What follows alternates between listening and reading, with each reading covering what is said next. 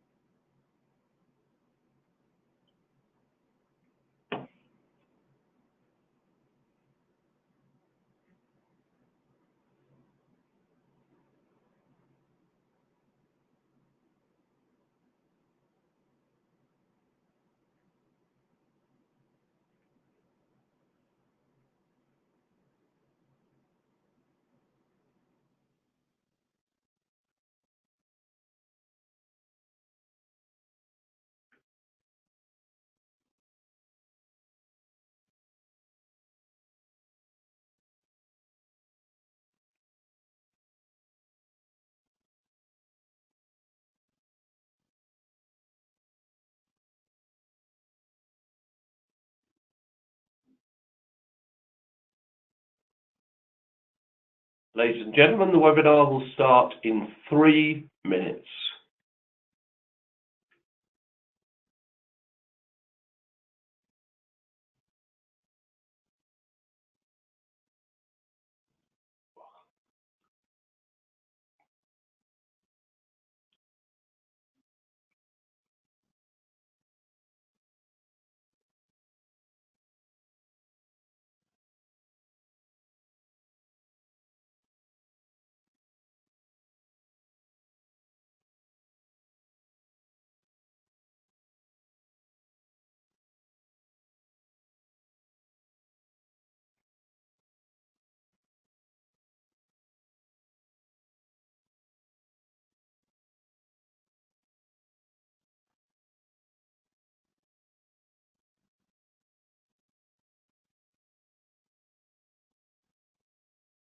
Ladies and gentlemen, the webinar will start in 2 minutes.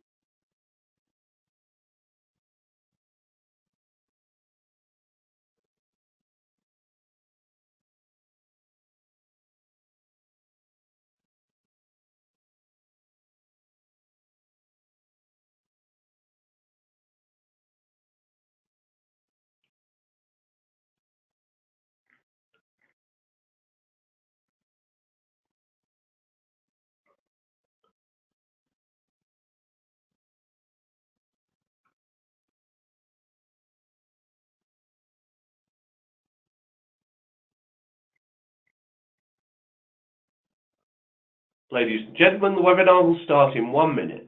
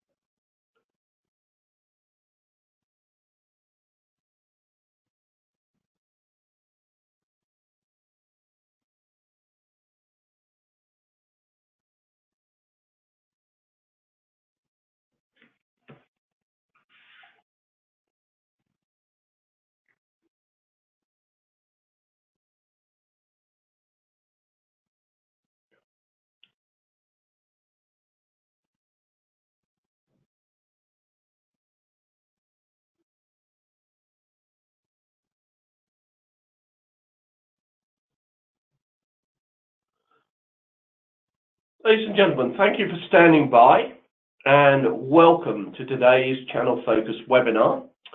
Our topic today is key steps in developing a channel incentive strategy. And we have a fabulous speaker for you today.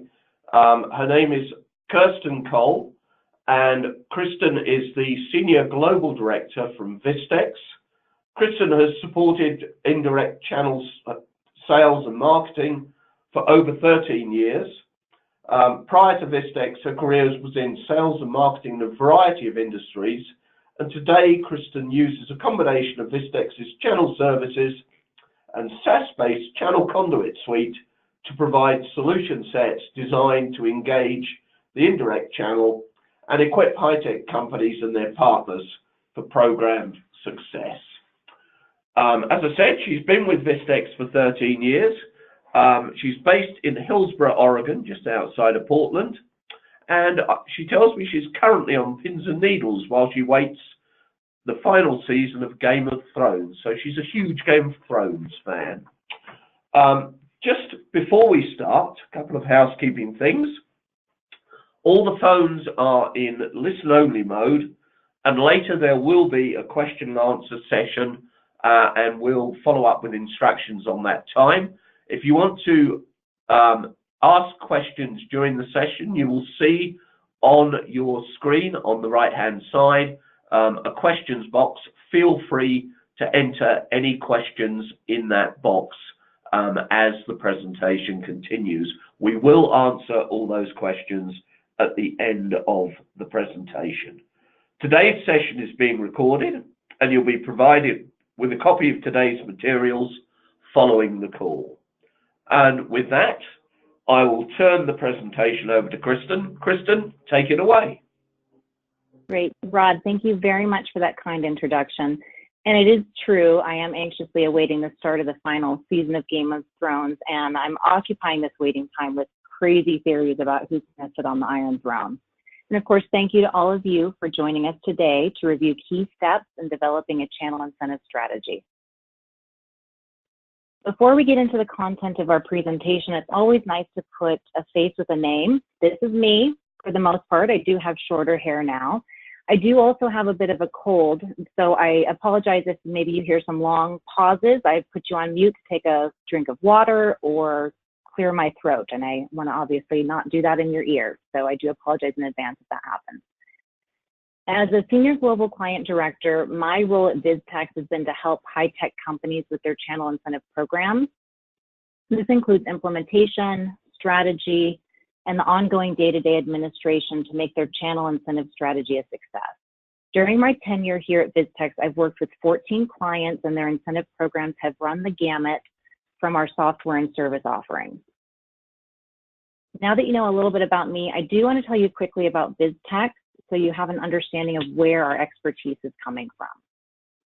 We provide enterprises with solutions that manage pricing, incentive, rebates, rights and royalty, and channel programs. The software and services provided by Vistex are optimized by industry to deliver end-to-end solutions over the entire spectrum of go-to-market programs. In February, we celebrated our 20th anniversary, and over these past 2 decades, we've grown to 1,500 employees across 20 global offices supporting over 1,000 customers. Our goal is that companies like yours are empowered with unprecedented visibility into program performance, and that you gain deeper insights and to better enable fact-based decisions that drive revenue, control cost, minimize leakage, and streamline processes. Over the last 20 years, we've become experts in helping companies manage the full life cycle of their go-to-market programs.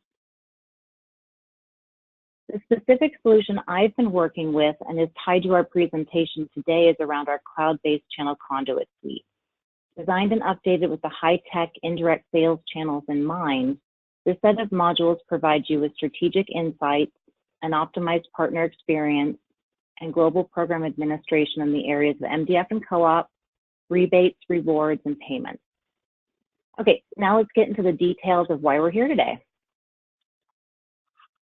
We've been asked many incentive questions from both partners and clients, but the one that's been very consistent is, can you share best practices on creating a channel incentive strategy and program? At Vistex, we look for commonalities across programs and data-driven information to support what we believe are best practices. Then we take those best practices and look at them like a set of key steps to follow. In the end, the best practice is simply how those key steps are implemented. A channel incentive strategy, as you probably know, is a very large undertaking, and it should fit into your company's overall channel strategy. Ideally, you'll give yourself a year to properly plan for and successfully launch your new channel strategy and programs, but in reality, we know that that's not always the case. What I'll cover with you today are key steps that we recommend you take into consideration. These steps come from what we've learned when helping Tier 1 and Tier 2 technology companies implement their incentive strategies. We've been a part of incentive programs that took these steps into consideration, as well as incentive programs that overlooked them. As I review our key steps, I'll share with you what we've seen work well, the challenges, and even some steps on how to. I've categorized our recommended steps into 3 categories: plan for program success, ensure effective execution, and maximize your post-program insight. In our first category about planning for program success, we'll cover 3 of our key steps. In step 1, we'll talk about creating a clear business objective. Step 2, we'll review the partner ecosystem and the importance of taking their objectives into consideration. The final step in planning for your program success is to determine the right mix of incentives. There's many quotes out there about the importance of planning. For example, Benjamin Franklin famously said, "By failing to prepare, you're preparing to fail." And Alexander Graham Bell said, "Before anything else, preparation is the key to success." So that brings us to step 1, creating a clear business objective. This is part of the foundation that will drive the success of the incentive strategy and identify your expected return.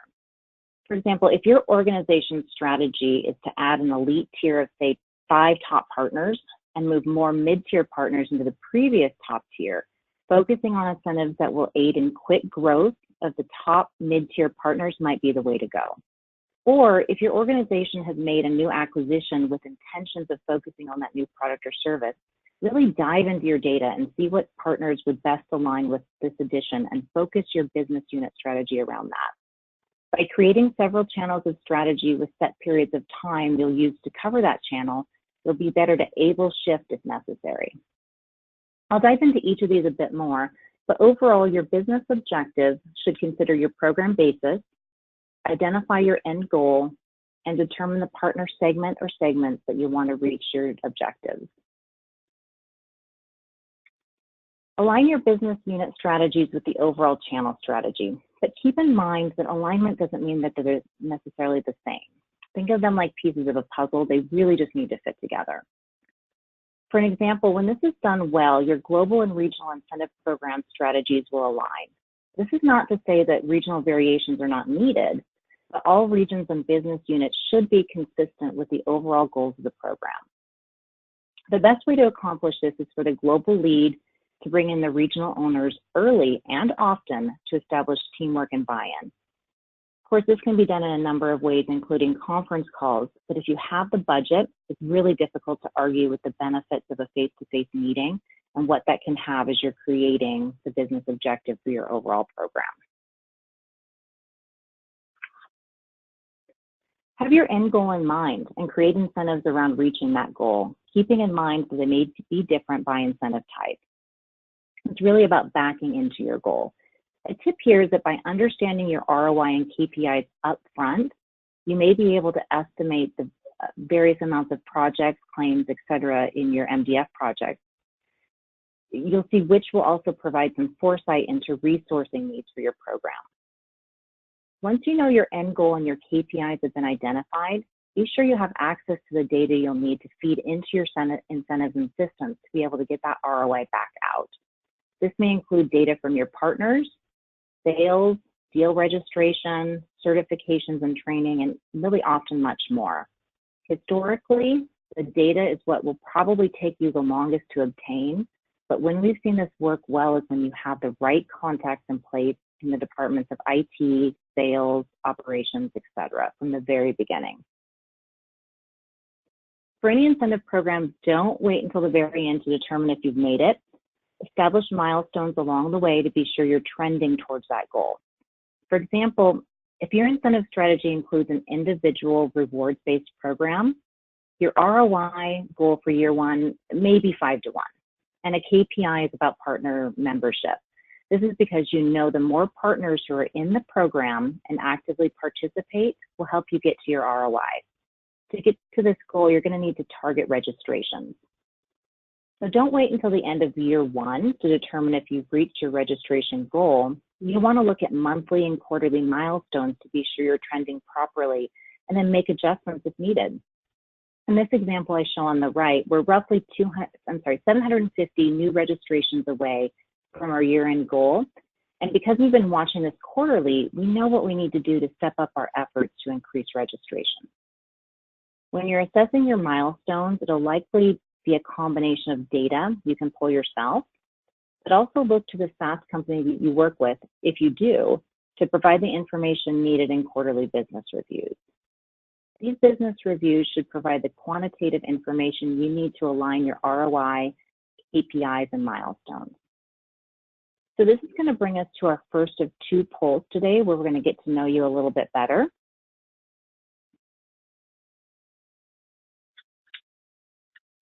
So we're asking this particular question because sometimes we see clients we've worked with focus all their funds towards the top tier, while others focus on the middle with a goal of shifting that middle tier partner higher.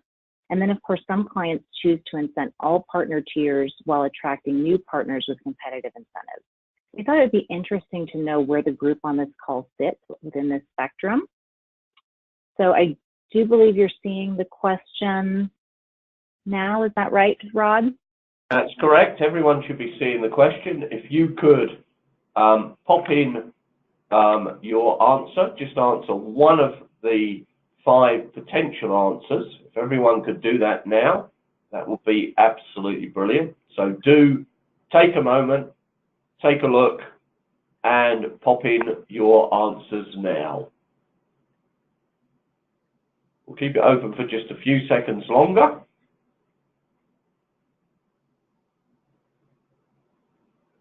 Okay, and we are now seeing the results.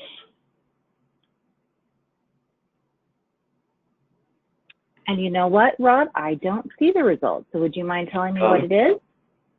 Okay, well, we have 17% of the people saying that they focus on the top tier, 17% saying they focus on all tiers, and a huge number of people on the call who don't currently have an incentive program. So the vast majority of people on the call not having an incentive program, the rest either focusing on the top tier or all tiers equally. Okay, great. Thank you so much. And thank you for answering that question. All right, so I hope we're back to step 1, to where you're saying create a clear business objective. And this particular section here is about segmentation, and that's why we asked that question.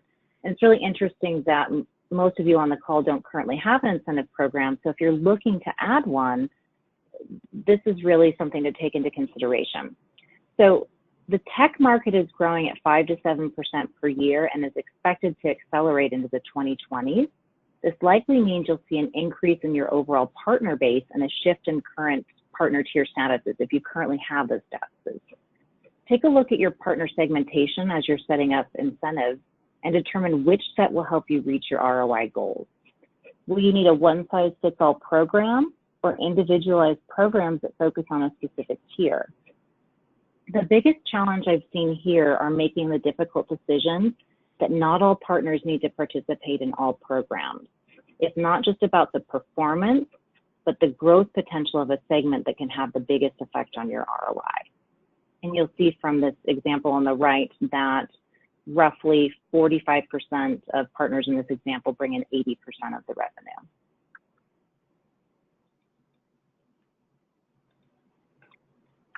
To create a successful channel incentive strategy, you'll need to understand your partner ecosystem.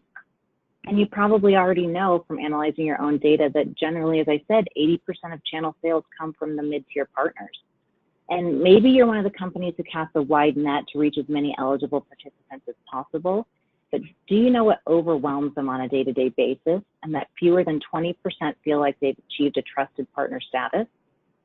Understanding what drives your partners, what they want, and what they like about other programs will help you determine the right mix of behaviors that you'll need to influence and programs and incentives that you'll need to create in order to excite them into participating in your specific incentive program. So, for example, do they need more money to go to their bottom line? That would be a rebates program.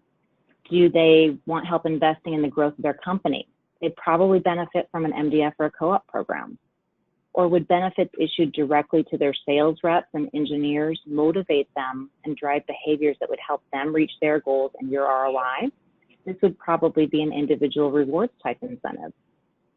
To understand what makes partners tick, consider involving them in the process and not just your top tier partners. You'll get different information from your very vocal top tier to your middle tier and even your base level tier partners. You should also talk to your PAMs and even attend the partner conferences. Determine what's best for the partners and what will help them drive their sales. Once you've identified the tier or segments of tiers that you'll focus on to reach your ROI, these are the important things on this slide to consider as part of your partner ecosystem. Understand your sales cycles, which partners are selling what, when, and to whom. This can vary by line of business, which is important to understanding how to align your incentives. Do you know what your partner's capacity is and what they're able to do? Understand what's trending, not only in the segments you've identified to target, but also compared to those you're not targeting. Continue to listen to your partners and use those feedback that you receive to create and modify your incentives against your overall strategy. This should be a two-way understanding, a sharing of ideas to get to an overall strategy for your incentives. For example, there's some partners that may not want their teams to participate in a rep level program, so they may come back to you with other ideas. Now, we've seen some of our clients make modifications to their programs based on this feedback, and others decide not to make modifications because it does not match with their company's overall strategy. Ideally, if you do get this feedback, you're going to get it early on before you launch your program, so you're not making modifications right after launch.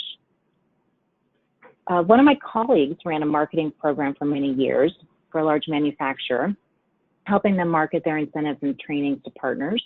On a regular cadence, they would also survey partners in various areas on what they liked, what was working, etc. The feedback from this type of inclusion really was phenomenal. In addition to the brand loyalty that including partners lends itself to, you'll also get a wealth of information. The anecdotal feedback and voice of the partner really is something that you can't replicate with data. Overall, how will you create a program that matches your channel and incentive strategy with what your partners are trying to accomplish within their own companies and with their employees?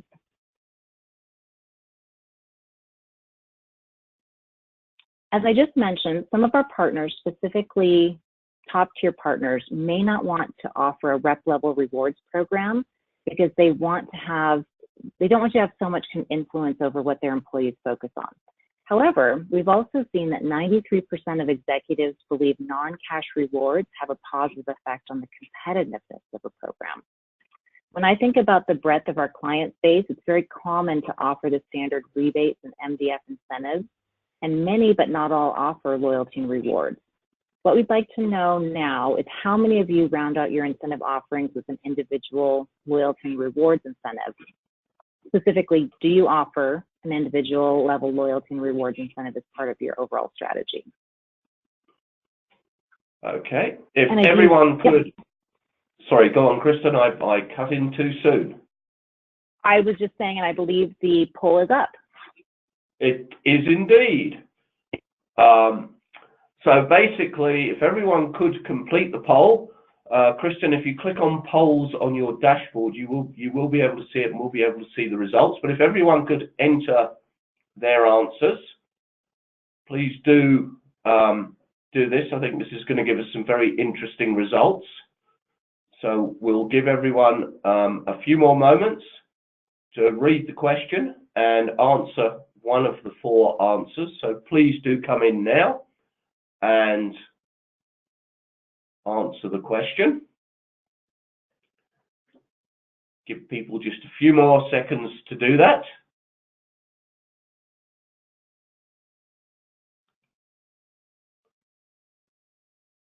Okay, and if you would like to show the results, Carly, that's brilliant.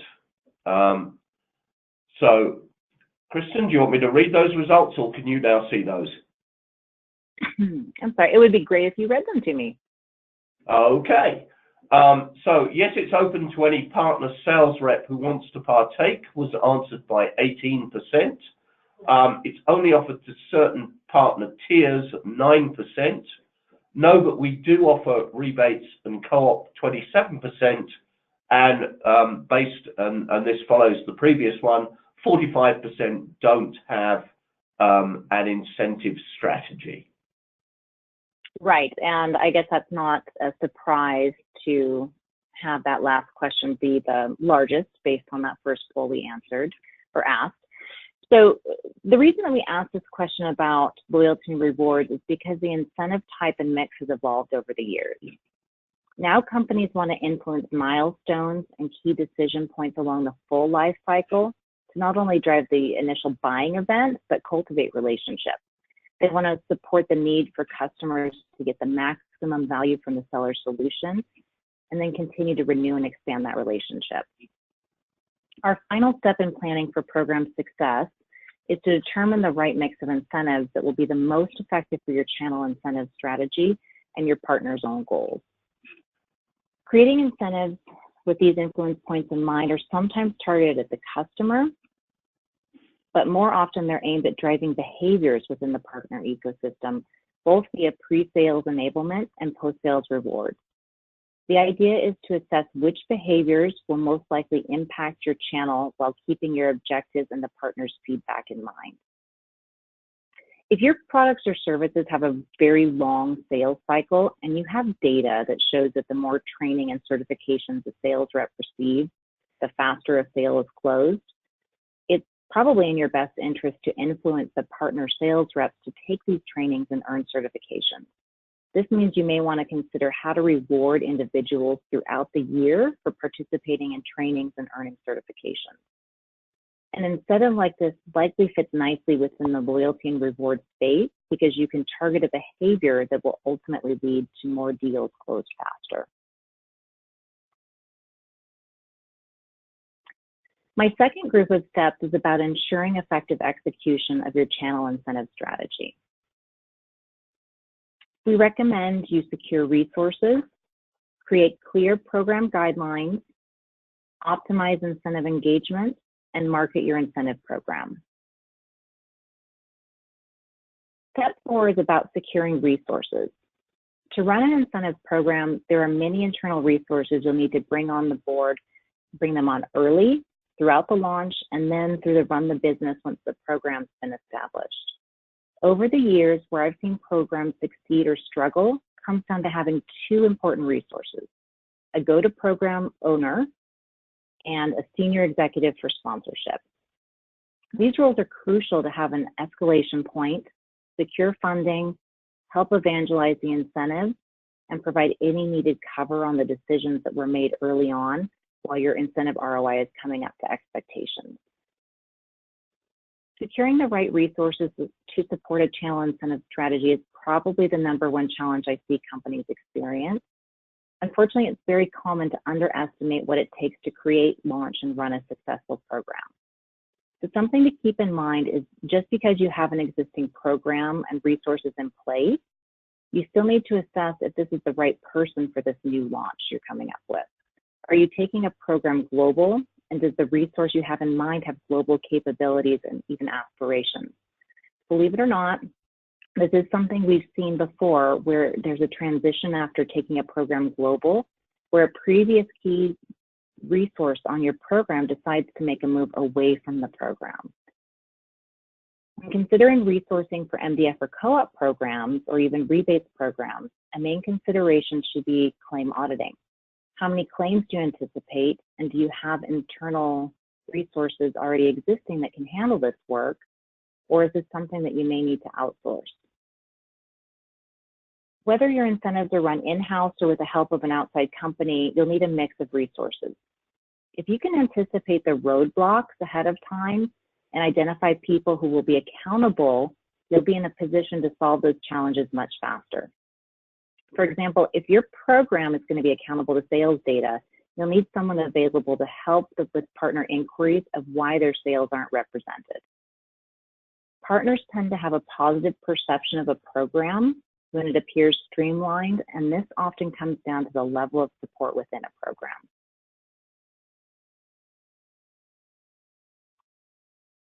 Step 5 is to create clear program guidelines. This step is especially important when considering your new MDF or co-op programs, because these programs typically include a number of project-related acceptable activities, guidelines surrounding those acceptable activity types, dates of activities, timeline in use of funds, and then associated documentation that needs to be accepted to claim on those projects. It needs to be outlined to a T. Partners will use program guidelines as the basis, but it also allows you to point to program guidelines if questions arise. More about when questions arise. So definitely be detailed and avoid room for assumptions. When a partner has room for assumptions, I've seen the after the fact exceptions that can affect your budget. Make it simple. If you've been working with partners to create the program, then ideally it'll already make sense to the overall program base and the partner base. Provide documentation. Content is king. So this can take the form of one-pagers, guides, decks, videos, maybe even podcasts. Dishing up the same guidelines in different ways will expose your audience to the program multiple times. Content can and should be accessed in many places, but you should also have it all in one place. Ideally, this would be your partner portal. However, if you're a smaller company without a partner portal, consider something that would be password protected and accessible to your partners.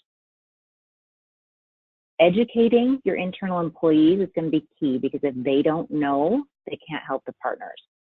They're going to want to know about the program early, and the support documentation you're creating for the partners will be a big help in addition to any internally focused documentation. I've seen both approaches to educating internal PAMs. One is the strategy that everything is kept under wraps until a big launch to avoid leaks. The other is that the PAMs are brought in early. Really, I think you can go either way, but if you choose the former, you'll need to be ready with a lot of training and documentation that your PAMs can access right away. This will put them in a better position to help the partners who will likely have immediate questions about how a new program or a change will affect them. You're going to want to continuously train your partners to educate, alleviate aggravation, and increase engagement. Update your guidelines as processes and rules change, but be sure to leave enough lead time to modify documentation, to train, and to localize, so everyone can take advantage of your program at the same time. The two regions where I've seen this have the biggest impact are Latin America and Japan. If content isn't ready in Spanish, we tend to not to see a delay in the launch of the program, but it's more about a delay in the engagement. Alternatively, in Japan, if content is not approved and properly translated well in advance, I've seen many programs be delayed until everything is ready.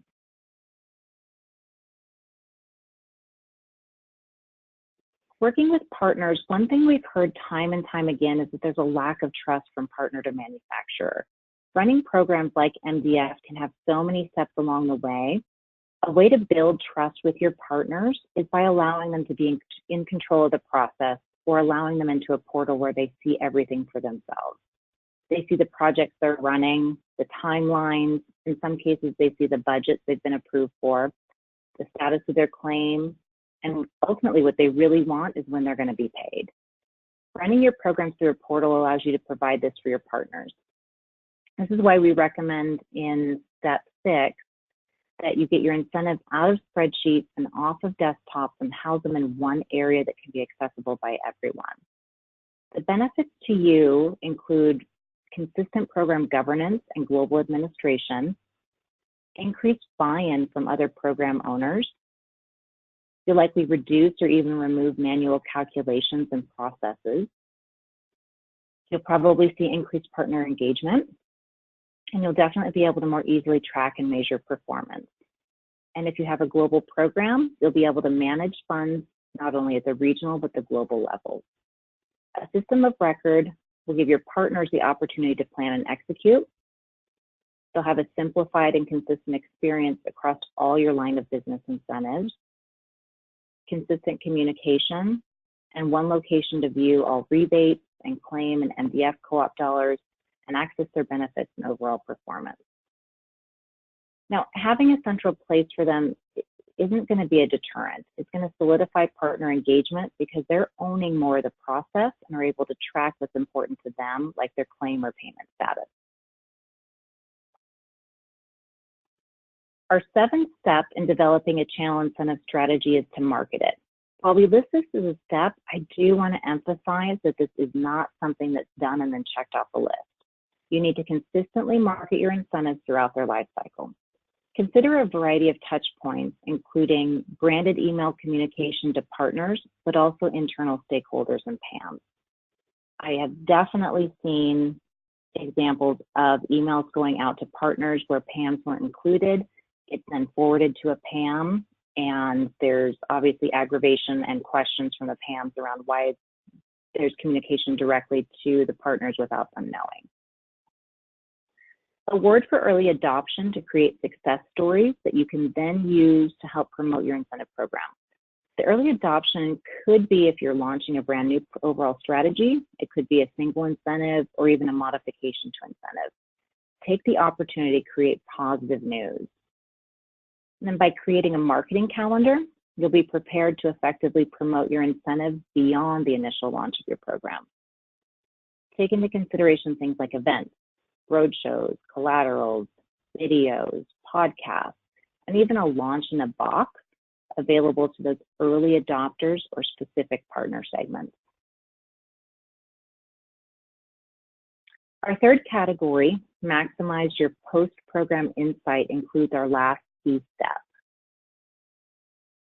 Evaluate your program, elevate your engagement. Elevating a successful incentive strategy requires constant assessment and necessary adjustments to provide the oversight your partner programs deserve. The best ways to review include partner and PAM feedback for more qualitative aspects of the program and quarterly business reviews for the quantitative information. If you're working with an outside company, QBRs should be part of what's offered to you. Work with your stakeholders to put QBRs in place that not only report on the operational aspects of the program, but anything that'll tie back to your ROI and KPIs. Don't expect to reach your target ROI in the first quarter or sometimes year, depending on the type of incentive, but use ROI and the KPIs you've created to evaluate and ensure your program is tracking successfully. Knowing where you are with the milestones is going to allow you to adjust along the way to reach those goals. Modify the program as needed based on feedback and data, but don't necessarily be too quick to make changes. Keep in mind that by the time you're ready to move on to something new in your program, your partners are just starting to understand what you'd created for them. Of course, market your modifications and then start all over again. In summary, at Vistex, we believe a successful channel incentive strategy can be grouped into 3 categories: plan for program success, ensure effective execution, maximize post-program insight. And the key steps included are these 8 listed here. Create a clear business objective. Really, it's part of the foundation that will drive the success of the incentive strategy and identify your expected return. Understand your partner ecosystem.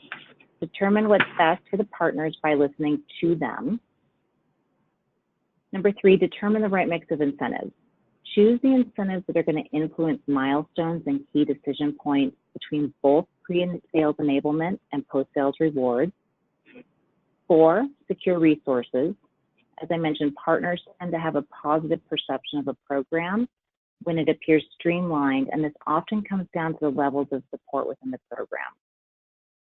Make sure you're going to create clear program guidelines. Don't leave any room for assumptions. Optimize the incentive engagement. It's going to allow your partners to have control of the process and give them visibility. Market your incentive program. Market it consistently throughout their life cycle. And then evaluate your program. Elevate your engagement. A successful incentive strategy requires constant assessment and adjustment. No matter if you're revising your incentive program or creating a new one, and it seems like based on the polls, many people on this call are maybe creating new ones. Maybe it's going to be a single regional program or global. Either way, I want to leave you with some final thoughts. Make sure the key people are engaged.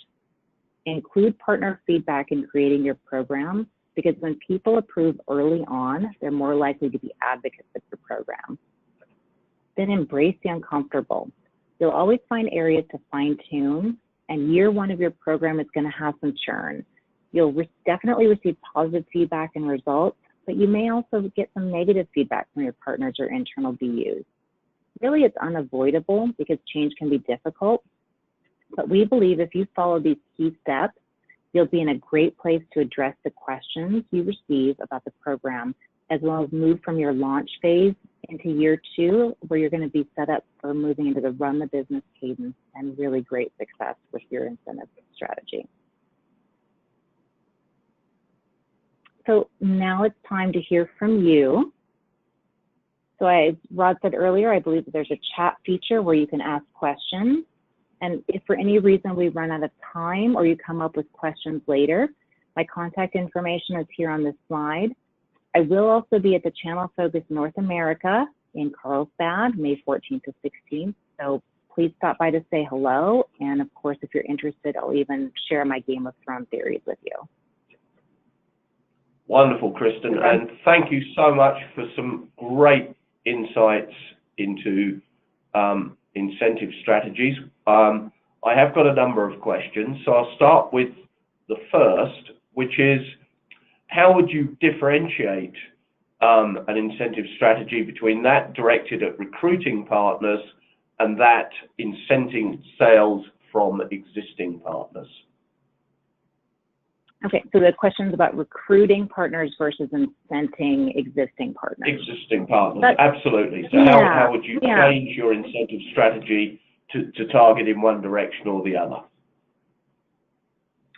That's a great question. You know, if you're running MDF, rebates, and a rewards program, there's generally something in there for everyone. And really, if you're looking at incenting your current base, a lot of them really want that help with a rebates program of funding going to their bottom line. Or maybe they're looking to move up to the next tier, which might be more about incenting their individual sales reps, and that would be a rewards program. Now, if you're talking about bringing in new partners, and when I mentioned obviously that the tech market is growing at 5 to 7% per year, you may likely see a growth in your partner base and really that recruiting. So you want to make sure that your programs are really attractive and you have a variety of things for them to choose from and take advantage of. Obviously, in an ideal world, that would be all 3. Or even if it's just an MDF program where it helps them market their own business because they're new and upcoming in the industry and a newer partner, gives them a variety of different activities to be able to choose from to help them grow their business. Awesome. And our next question is, I'd like to add rewards to my organization's offering, but I'm concerned I won't get partner buy-in. How can I help partners understand the benefit of rewarding their salespeople? Okay, great. Yeah, it's definitely true. You might not get buy-in from all partners. And as I mentioned earlier, it's common for your very top partner tiers to want to hold those individual incentives close to their own chest. This shouldn't necessarily be a deterrent from offering a rewards program, because as you look at your overall partner segment, and your goal is really ultimately to move that middle, as long as your partners feel supported and the program's easy to understand and the individuals feel adequately rewarded with that program, it's going to be easier to sell it in. Also consider including these local partners in the original planning process so you get their buy-in early on so they can be advocates of the program. Target certain partners maybe who have the most potential. You could target them with road shows or launch kits to get their buy-in. Ultimately, if they feel supported and involved, the likelihood of their engagement increases. Awesome. I've got another question here. Is there a metric that illustrates which incentives are more effective than others in the high-tech channel? A single metric. Well, that's a really great question. I think that goes back to establishing your own ROI and KPIs, because ultimately that's going to vary by company. It all comes down to the sales. So a single metric obviously is going to ultimately probably be growth, but that growth needs to be compared to probably those partners that aren't participating in a program, right? You need something to compare it to across goals. You can't just look at it in a tunnel vision where you're only looking at your partners. You're going to have to be able to have something to compare it to. Okay. And are there particular incentives that are more effective in the high-tech channel? More effective. I think ultimately. In other words, I think what the questioner is asking is, if you look at all the incentives that you see your customers offering, which are the ones that really seem to resonate and work? Well, they all can work depending on the strategy and how you implement them. But what I see most often here is that really it comes down to MDF and rebates are mostly the table stakes. So an MDF or co-op program and rebates. Excellent. So you want to make sure you're aligning them to the right reasons, and that's really what's most important. Okay. If I set up an incentive and rebate program, I want my partners to see a dashboard. What should I be including on that dashboard? Dashboards are really important. There's a few things we'd recommend you include or you consider in your dashboard.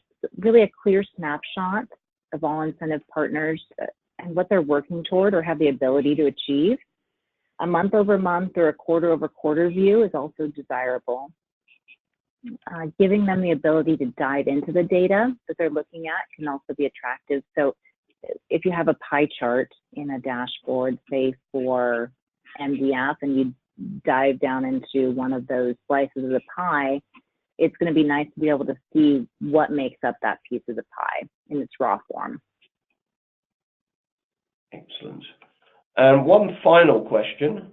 Do you see any key trends emerging in the channel partner space as far as marketing incentive programs are concerned? Yeah, I'd say we do. We do see trends. So there's a lot of multi-channel strategy. So for some time now, we've been living in a world where people really are craving content and immediate content, right? So this means that as much as they see from you, they're also seeing more content from your competitors. So by using multi-channels, it allows you to reach more partners at a pace that is more competitive. So for example, it's always our suggestion to go big when marketing a brand new incentive. Certainly an email drip campaign well in advance of a launch should be in place, but it isn't uncommon to also see that coupled with your PAMs reaching out or general telesales or telephone calls to your folks, as well as incentive launch events at larger partner locations. or even inclusion into existing partner roadshows that's going to help create that excitement. Excellent. Those are all the questions we have for the moment. If anybody has any additional questions, please feel free to email Kristen at the email address you're seeing on your screen now. I think I'm speaking on behalf of everyone. Thank you, Kristen, for a really, really insightful webinar. Very much appreciate that, and also the way you've answered the questions that have come up from the audience. So I'd like also to thank everyone who attended the call, and this will be, has been recorded, and you will get a link to the presentation sent to you tomorrow. So thank you all, and thank you, Kristen, for a great webinar. Thank you so much. It really was my honor. I appreciate it. Okay, we will now be closing the webinar. Thank you all very, very much indeed for attending.